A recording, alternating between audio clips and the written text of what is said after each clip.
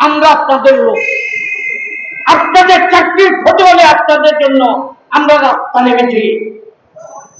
আপনাদের মনে আছে শরীফ নামে একটা ছেলে দুর্নীতি দমন বিভাগ থেকে চাকরি চলে গিয়েছিল, গণতান্ত্রিক আন্দোলন করে তার চাকরি পুনর্বহাল করে নাই, তার সমস্ত ক্ষতিপূর্ণ দেওয়ার জন্য সিদ্ধান্ত নিয়েছে। আমরা আপনাদের এনসিপির পিছনে কেউ ছবি দেন না।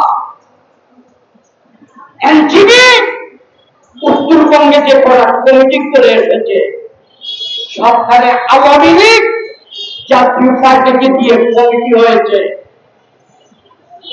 আপনাদের নির্ভর আর ডক্টর ইউনূস আপনাকে একটা কথা বলতে চাই।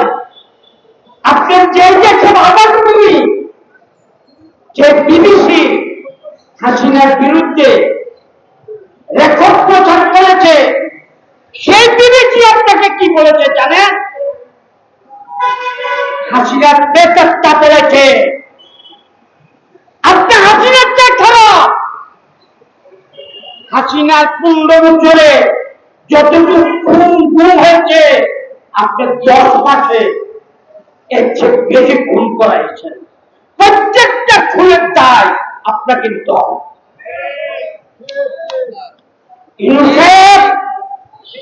আপনি মনে করেন আমার ট্যাক্সের পয়সা দিয়ে কিছু লোকের আপনি জরুরতে খাওয়াবেন, যেমন পিকনিক চলছে, কাজের কাজ কিচ্ছু হচ্ছে না ভাই।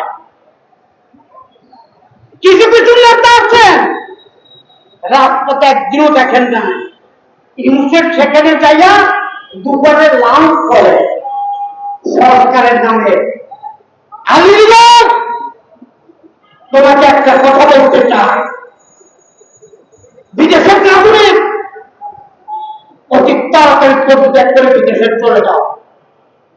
তোমার লক্ষ্যে ভালো নাই, রাজপথে তোমার বিরুদ্ধে মিছিল হয়। আর ইউনূস সাহেব আপনি দল করেছেন, ভালো করছেন। এর আগে অনেক ছোট শাসকেরাও দল করেছে, কিন্তু আপনার দলে মন্ত্রিসভাতে সবাইকে নিয়ে রাজকোষের টাকা দিয়ে দল পরিচালনা করলেন। এটা হতে দেওয়া যাবে না। আর যদি আপনার রাজনীতি করে ক্ষমতা থাকার খায়েশ থাকে, তাহলে ইউনূস আপনাকে বলছি, মান সম্মান নিয়ে অতি তাড়াতাড়ি নির্বাচন দিয়ে মান সম্মান নিয়ে কেটে পড়েন, নারী কিন্তু বাংলাদেশ থেকে পালাতে পারবেন না।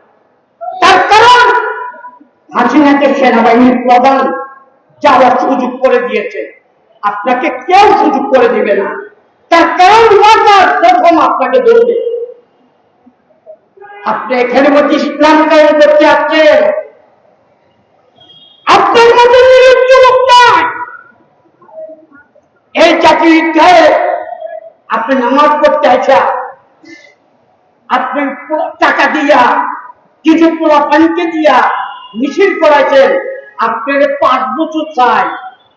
এই মিয়া আপন যোগ্যতা মানুষ আমাদেরকে দিয়ে এই খেলাধুলা